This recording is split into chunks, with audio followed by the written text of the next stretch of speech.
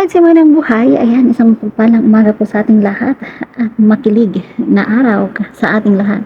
Siyempre, busog na naman po ang ating mga mata dahil nga ay nag-upload na naman ulit si Kalinga Prab at inaabangan po natin yan dahil yan po ang kanilang 11th monthsary. So, ayan, next month ay inaabangan po natin ang kanilang anniversary na. So, Ido, nahihirapan na nga ba? At saang banda siya pinapahirapan?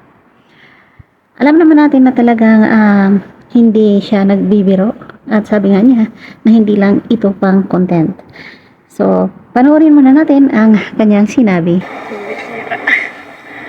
Kaya pahirapan mo ako masyado. Alam mo ba yun eh?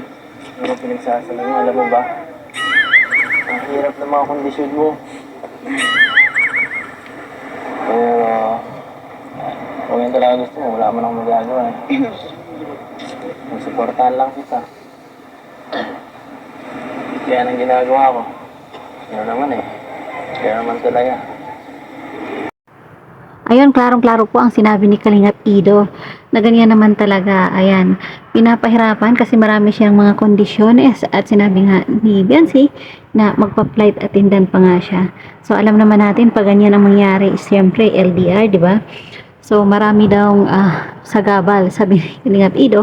Pero, ayun, kung yun naman talaga daw ang gusto ni Biancy, ay handa naman po siyang sumuporta kasi gano'n naman talaga. So, ibig sabihin, hindi po susuko si Kalingap Ido. Mahirapan man siya, basta't ipanalo niya. Yan lang muna for now. Thank you so much for watching. Don't forget to subscribe Kalingap Ido, also Kalingap Prab, at sa lahat ng mga charity vloggers. Thank you and God bless.